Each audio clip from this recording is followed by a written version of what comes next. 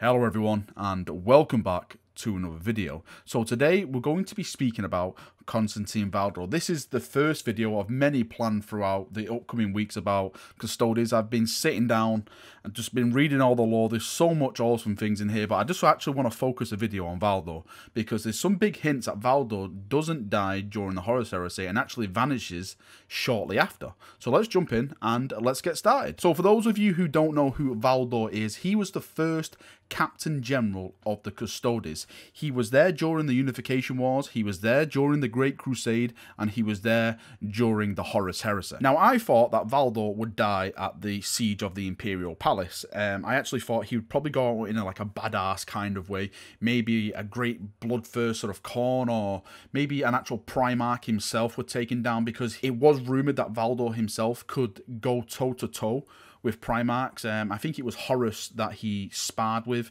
in his earlier days, so he can definitely stand up to a Primarch. So I thought it may have been cool if he faced Horus again, and Horus, you know, killed him, and he was trying to protect the Emperor and all that kind of stuff. But the new lore now is hinting that Valdor does not die during the siege. He actually disappears shortly after the siege of the Imperial Palace. There's a number of hints throughout the codex, but one of the strongest hints, it's located on page 31 of the Adeptus Custodes Codex. So if you want to go and check this for yourself, and it's under the title A Legend's End. So this passage I'm going to read from now takes place after the Emperor's been entombed on the Golden Throne, after he suffered his mortal wounds against Horus himself. Now this is how we know that Valdor survives the Siege of Terror. It says, and this is the title, A Legend's End.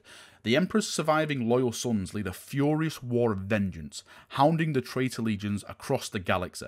This period will come to be known as the Scouring, and it is a time of violence and retribution. Yet, the newly reorganized Adeptus Custodes take no part in it, standing their somber watch upon the throne world and contemplating their ultimate failure.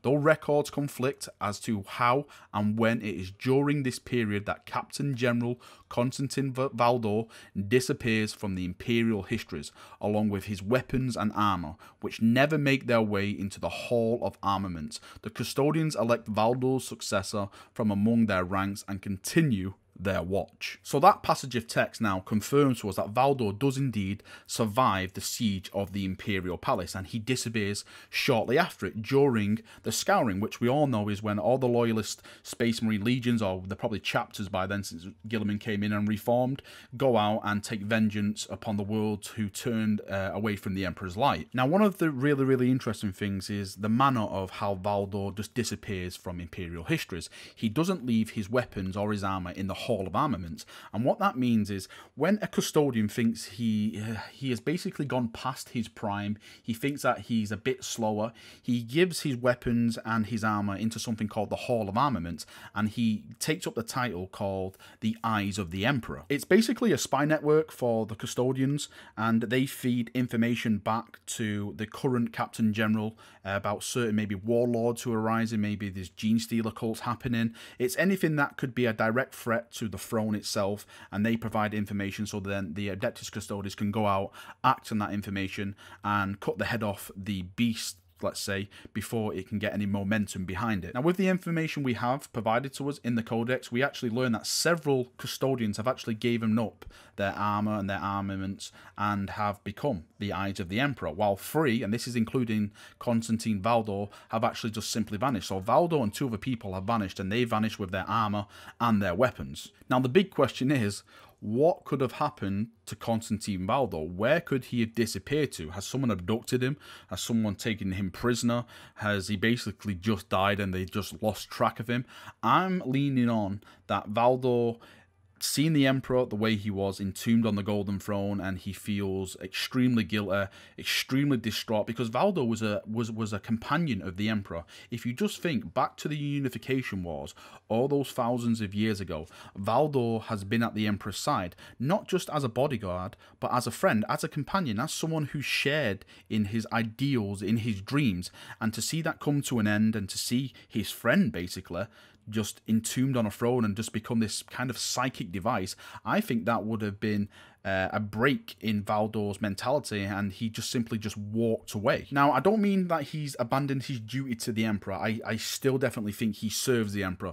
But what I mean is that I think he's abandoned the duty to stand guard over the Emperor upon terror itself. I think that maybe he sees it as like it's a wasted task for him to just stand by and just watch the corpse Emperor, probably that's a bad thing to say, I'm a loyalist, just to watch the Emperor's body just slowly fade away upon the golden throne. So I'm thinking that maybe he's gone out into the galaxy to maybe try and do a secret kind of war, maybe hunt certain warlords or certain individuals to make his justice and get his retribution and his vengeance upon those people which ultimately did harm towards the Emperor and the Imperium as a whole. So I think Valdor is still alive. I know I'm the most optimistic person you'll probably meet in as a loyalist, as they say, but I still think Valdor is out there. Of course, this is my opinion. Others will probably say he's dead. GW tend to do this all the time. They tend to leave the book open on certain individuals like this, so it's up to us, the fans, to decide how that person meets his end. You know, everyone has their own little way of doing it in their head. I would absolutely love for him to turn up, maybe in a book. Well, not him to turn up in name, but maybe there's a guardsman somewhere and they see like this golden figure turn up on a battlefield when they're about to be overrun, and he just kills all the heretics or Xenos or whatever, and suddenly he's gone again, and they're basically like, who the hell was that guy? Where did he come from? Were we all hallucinating? Were we all just lost out of our minds? I think something like that would be a really cool hint to show and tease us in a way that Valdor is still alive and he's still kicking in the new lore which we have today. All right, chaps, that's me done for another video. As always, I would love to know your thoughts and comments on it. Do you think Valdor lives? Do you think he's dead? Let me know. I would love to get a nice healthy discussion in the comment section like we always do. I'm going with, like I said, Valdor lives. The golden boy, the most golden boy, is still alive and he's still kicking today, and he's still taking out the Emperor's retribution on these horrible traitors which put the Emperor upon this golden throne. Thank you for watching the video. I hope you've enjoyed it. I hope you've passed on some more information. If you want more videos like this, then just come back to my channel, because this week I'm going to be doing like a full week of custodian lore. Probably not every day, probably like every 2 days. There's just so much awesome stuff to cover. I'm just trying to think of ideas to do with videos, because there's just so much amazing stuff. But thank you for watching the video. I hope you've enjoyed it, and I'll see you all very soon. See you, chaps, and bye-bye.